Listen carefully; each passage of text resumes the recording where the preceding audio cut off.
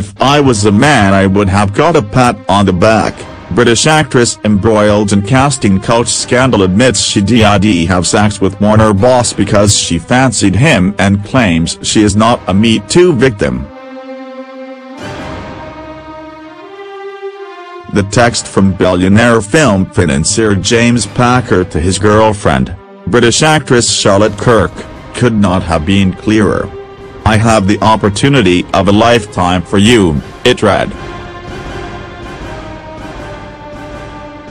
"Come to the hotel, Bel-Air now. You will never be able to repay me." He was promising to introduce her to the most important man you will ever meet. Small-town dreams have always been at the beck and call of Tinseltown's money and power, and Charlotte, then 21, didn't hesitate.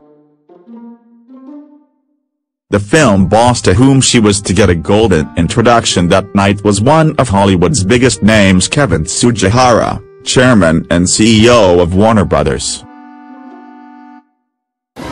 She spent an hour with the two men in Packer's suite in the Bel-Air, sharing industry gossip. Before she left, she exchanged phone numbers with Tsujihara, setting in motion a sex for auditions scandal which has detonated just as communications giant AT&T completes a £63 billion takeover of Time Warner. Tsujihara, 56, is under investigation and has had to apologize publicly to every one of his employees as well as, one assumes, his wife. Charlotte has been portrayed as a modern-day Becky Sharp, the Vanity Fair heroine who cynically uses her looks and charm to secure advancement. The Hollywood casting couch looks as rumpled as ever and accusations of extortion, blackmail, lying and hypocrisy have all followed. Most toxic of all is industry speculation that the undoubted charms of Charlotte were used as a sweetener for a £350 million film deal Packer's company was doing with Warner. Denials by all parties have done little to quell this gossip. Until now, Charlotte has publicly protected Tsujihara and her own reputation by denying anything improper passed between. Today, however, she admits they did become lovers after an evening drinking Grey Goose martinis in a West Hollywood boutique hotel. That was in February 2014 and they met up for a second time before the incipient affair fizzled out. It would have remained their private business but for the fact that a sensational string of texts covering a 3-year period from 2014 to 2017 have been published by The Hollywood Reporter. Their contents: the actress asking for help to get auditions, Tsujihara agreeing, Packer and his business partner Brett Ratner trying to help him back out and keep Charlotte quiet served to drag the actress, the movie boss, the billionaire financier and his partner into an imbroglio from which no one emerges well. It was not casting couch sex, says Charlotte, 26, and back in London preparing to shoot a new movie. Kevin might have thought I was on his casting couch but my sense of self-worth is such that I thought I was just having sex with the man I fancied. Like any normal women, I kept on good terms and in touch afterwards. Hollywood pivots on helpful friends. You can talk to someone differently after you have been intimate with them. There is a connection. You don't say, "Get me your role," but you expect openness and honesty when you have been lovers and you expect them to be there for you as a friend. In my case, that meant him potentially directing me towards auditions, helping me get into the room. Whatever work I got from an audition would be on my own professional acting ability and merit. Charlotte's career was indeed flourishing with roles in blockbuster movies Ocean's 8 with Kate Blanchett and Sandra Bullock and How to Be Single alongside Dakota Johnson and Rebel Wilson. "If I'd been a man I would have had a pat on the back," she says. "Instead, because I am a young woman, I am accused of being a slut and a conniving, calculating one at that." Women like powerful men. Power is attractive. Anyone who doesn't believe that needs to look at the history of Hollywood or politics or big business. I liked Kevin, there was chemistry. Los Angeles is full of very talented people working in bars, not in front of cameras. They are never discovered, sadly. Luck plays a part in making it. The stars have to be aligned. However, it's clear that by September 2014, the studio boss was becoming evasive. "I value myself. I have sufficient confidence in who I am to think I shouldn't not matter to someone else, however wealthy and powerful they are. I did not come this far," she means, from her working class Kent roots, "to be treated as though I'm disposable as a friend." It's hard to square this sense of self-worth with a young woman who admits she's turned on by older, powerful men undoubtedly in a position to advance her career. What's more admirable is that, having had choices she squared with her own conscience made explosively public, she has chosen not to hide behind the MeToo movement and fake a victimhood that she clearly does not feel. That would cheapen all the men and women who have genuinely been exploited. "I had a relationship with Kevin because I wanted to."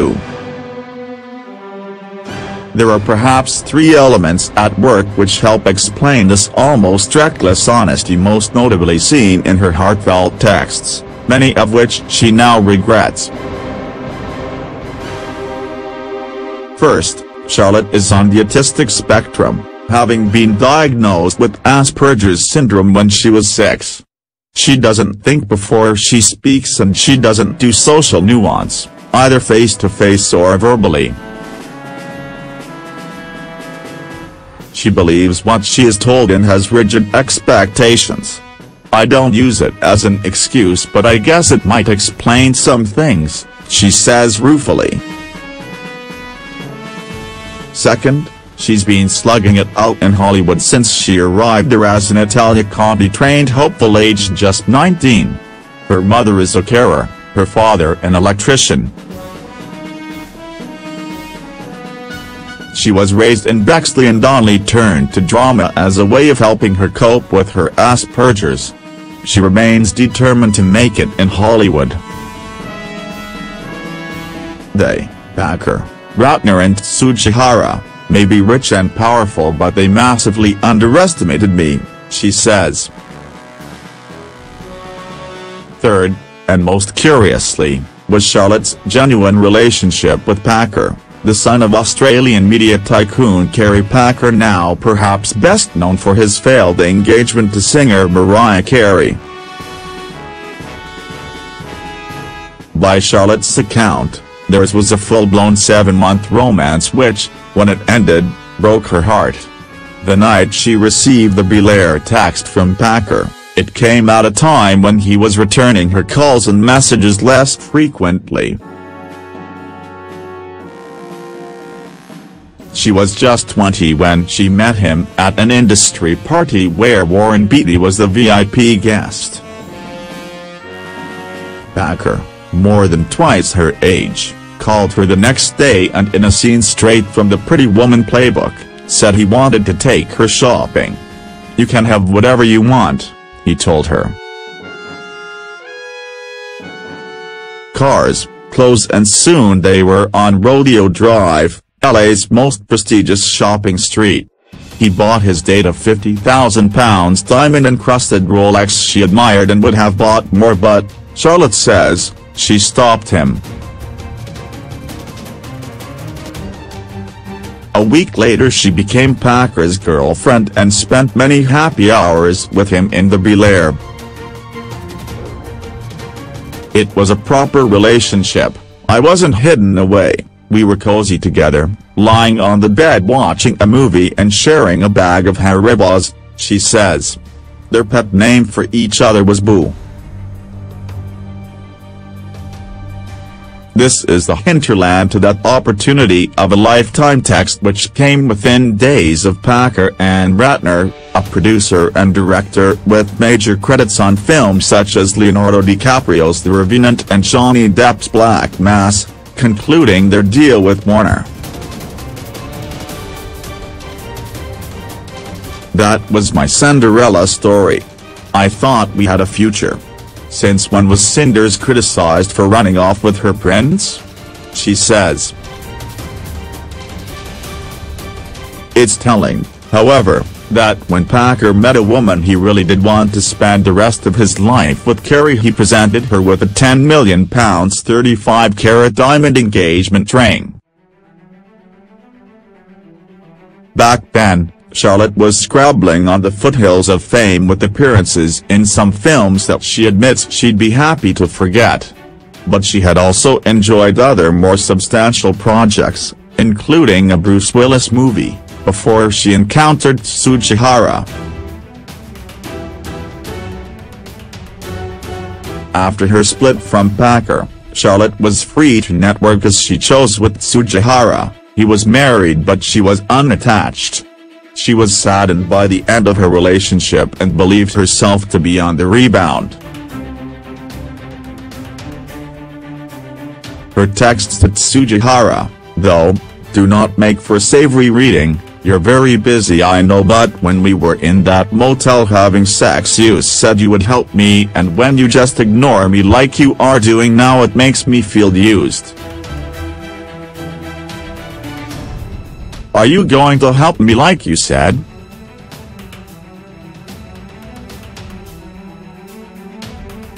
His response: sorry you feel that way, an executive will be reaching out to you tonight, suggests he was initially keen. There are many others between them, ranging from flirty to demanding. There are also screeds between Charlotte and Packer and Radner, with both demanding that she stopped asking for Tsujihara's help. Some appear to show Charlotte complaining she'd been used as the icing on the cake for the finance deal between the trio, saying it's gross what you all did to me. Today she says she does not believe this to be true. I don't recognize some of the texts and I believe they may have been doctored. Certainly, they have been chosen and weaponized for their lascivious value and taken out of context. I said some stupid things. Everyone speaks in the heat of the moment and says stuff they don't mean. You say something face to face and it's gone in a text, it is there forever. I might have felt used at the time, but I don't know. I was sad it ended badly. I did not pick a fight, but I had to fight when one was brought to me. I was not intimidated or embarrassed, and my real regret is that those friendships turned out to be fragile. Indeed they did, with Packer eventually telling her, "Get back in your box." The key question is who released the texts which hurt Charlotte and must surely threaten Tsujihara's ascendancy within the new power structure at Warner Media. She adamantly claims they were stolen from her phone by a former friend who knew of her relationships with Packer and Tsujihara and betrayed her. Industry sources suggest she leaked them herself in a headline-grabbing act of the vengeance, but she says, "I didn't. That would have been an act of supreme self-sabotage." The texts emerged in 2017, but Tsujihara denied them. They surfaced again a year later, but an inquiry revealed no sign of misconduct. Now the executive has been forced to admit mistakes in his personal life and embarrassment to the company. Last night, a Warner spokesman said, "As far as any personal details relating to Mr. Tsujihara, we wouldn't comment." Charlotte said, "This was a regrettable period when I was young and naive. I'm a professional and I worked tirelessly to improve my craft." She has just finished shooting Nicole and O.J., a movie about O.J. Simpson, in which she has the lead female role. She is also developing a writing career and will soon start filming a movie called The Reckoning with British Game of Thrones director Neil Marshall. "It's about an innocent woman being persecuted for being a witch," says Charlotte. Sensational texts with a film backer. After meeting Tsujihara in early 2014, Charlotte texts Packer, "He's sick, not very nice. He just wants to, nothing else, does not even want to say anything." March 2014, Tsujihara to Charlotte, "I've got a dinner in Santa Monica next Thursday night. You want to meet up after? We're also beginning to cast some cable TV pilots." September 2014, Charlotte to Tsujihara, "So you're going to speak with Richard, Hollywood producer Richard Breener?" October 2014, Charlotte to Packer, "Putting me in one of your many movies shouldn't be a big deal. I did help you out with Kevin, which was hard for me, but I did it for you." Charlotte then threatened legal action. Packer replied, "Can't wait, tough girl, and get back in your box or let's fight." March 2015, Charlotte to Tsujihara, "When we were in that motel having sex you said you would help me, and when you just ignore me it makes me feel used."